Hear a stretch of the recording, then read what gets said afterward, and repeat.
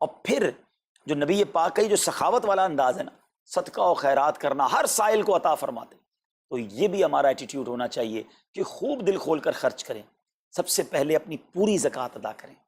یہ اتنی بڑی اب بدقسمتی ہوتی جا رہی ہے، ایسا فیل ہوتا ہے دنیا بھر کے تاجران اور لوگوں سے جب ہم ملتے ہیں کہ جس طرح رمضان کے علاوہ بہت تھوڑی تعداد میں مسلمان نماز پڑھتے ہیں نا 5 ٹائم، ایسا لگتا ہے اب زکوٰۃ بھی بہت کم لوگ ہی دیتے ہیں، پوری زکوٰۃ نہیں دیتے، اندازے سے نکال دی، کیلکولیشن کرتے نہیں ہیں۔ اور یہ بھی فیلنگز آتی ہیں کہ زکوٰۃ جتنی بڑھتی جاتی ہے نا، ہزاروں میں جس کی زکوٰۃ ہے وہ دے دیتا ہے، لاکھوں والا بھی شاید دے دیتا ہے، لیکن جب زکوٰۃ ہی کروڑوں میں پہنچ جاتی ہے نا، تو پھر یہ دل پر بھار پڑنا لگ جاتا ہے، ڈیفیکلٹ لگنا شروع ہو جاتی ہے۔ بندہ یہ کیوں نہیں سوچتا کہ اگر اللہ پاک نے مجھ پر لاکھوں میں زکوٰۃ ہے تو اللہ نے کروڑوں دیے ہیں تو لاکھوں میں زکوٰۃ ہے نا، اگر کروڑوں میں زکوٰۃ ہے تو اربوں ہیں تو کروڑوں میں زکوٰۃ ہے نا۔ زکوٰۃ کتنی ہے؟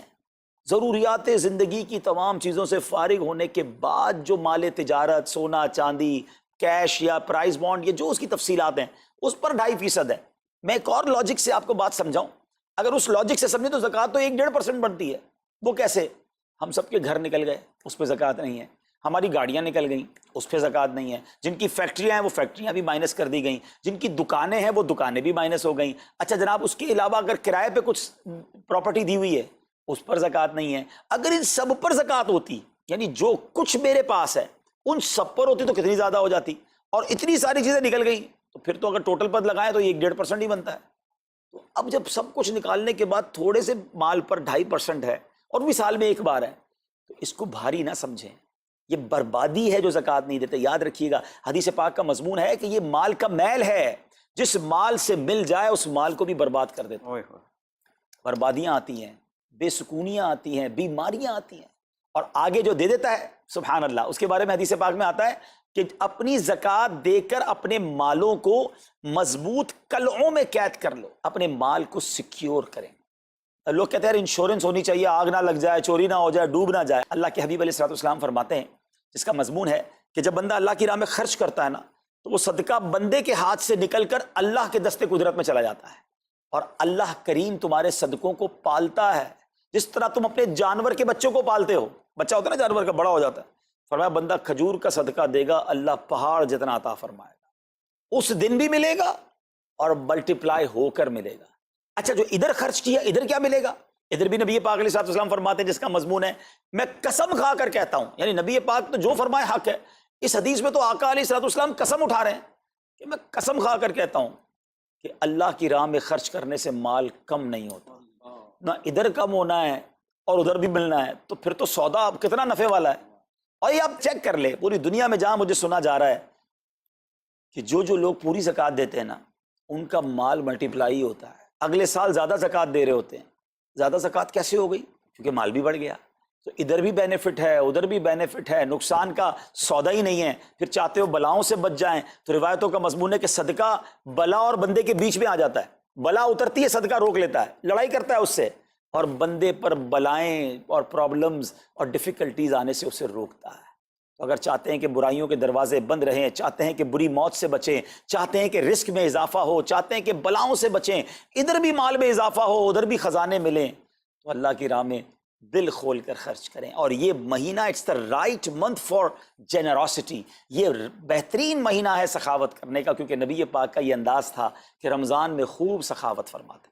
تو غریبوں کی مدد کریں، ایسی مدد کریں کہ چہروں پہ مسکراہٹیں آ جائیں، لوگوں کے دسترخوان اچھے ہو جائیں، ان کے گھروں میں بھی کچھ اچھے کھانے پہنچ جائیں۔ اور اس میں سب سے بہترین طریقہ یہ ہے کہ اپنے غریب رشتہ داروں کو آپ مدد کریں۔ اگر وہ مستحق ہے نا زکوٰۃ کے، تو حق ہے کہ سب سے پہلے اپنے غریب رشتہ داروں کو دیں، پھر زکوٰۃ بچ جائے تو عاشقان رسول کی عظیم الشان بڑی تحریک دعوت اسلامی آپ کے سامنے ہے، جو دین متین کی خدمت کر رہی ہے۔ جامعۃ المدینہ ہیں، مدرسے ہیں، بچے اور بچیاں عالم بن رہے ہیں، عالمہ بن رہے ہیں، حافظ بن رہے ہیں، ناظرہ قرآن، اور ان سے کوئی فیس بھی نہیں لی جا رہی۔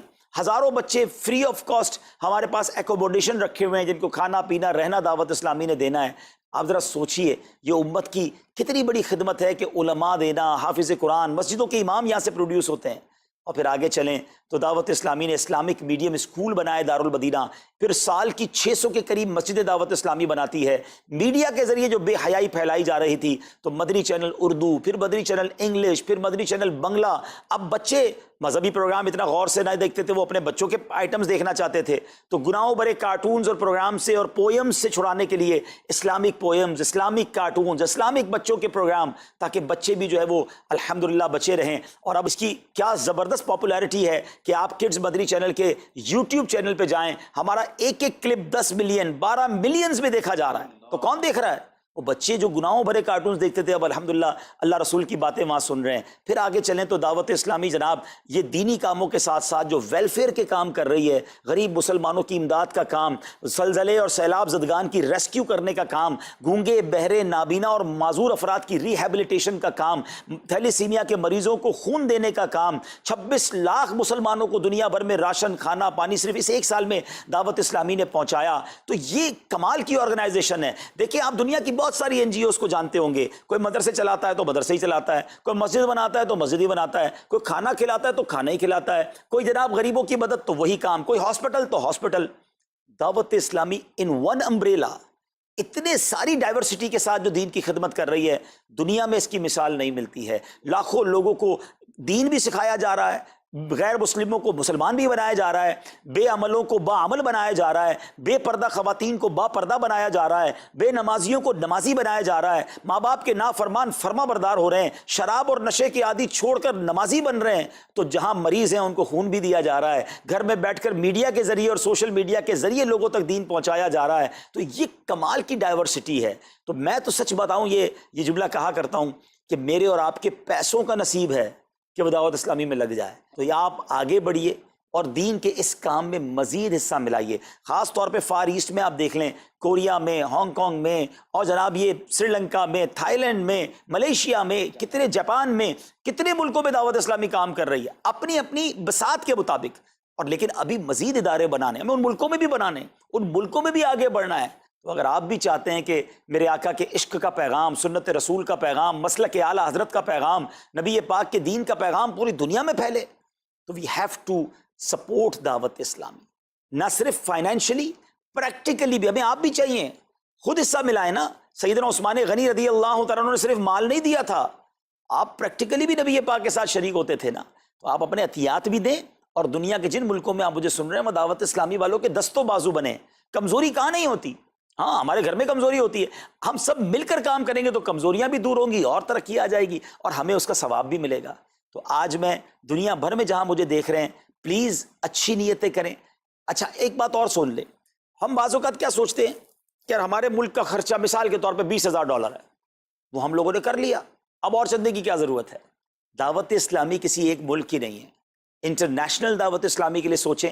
دنیا میں جہاں بھی دین کا کام ہو رہا ہے وہ میرا ہے، یہ میں اپنے ملک اور اپنی سٹی کے بارے میں سوچوں گا تو شاید میں بڑا کام نہ کر سکوں۔ آپ کو تو موقع مل رہا ہے انٹرنیشنلی مدنی کاموں میں اپنا حصہ ملائیں۔ تو دعوت اسلامی کو دل کھول کر سپورٹ کریں۔ ہم انشاءاللہ جتنے عطیات بڑھیں گے انشاءاللہ مزید مدنی کام بڑھانے کا ارادہ رکھتے ہیں۔ اللہ کریم اپنی بارگاہ میں ہم سب کا جمع ہونا قبول فرمائے اور دل کھول کر خرچ کرنا نصیب فرمائے، اور اس رمضان کو ہماری مغفرت کا ذریعہ بنا دے۔ اس رمضان کو نبی پاک علیہ الصلوۃ والسلام کے نقش قدم کے مطابق چل کر گزارنے کی توفیق عطا فرمائے۔ صلو علی الحبیب صلی اللہ تعالی علی محمد صلی اللہ علیہ وسلم۔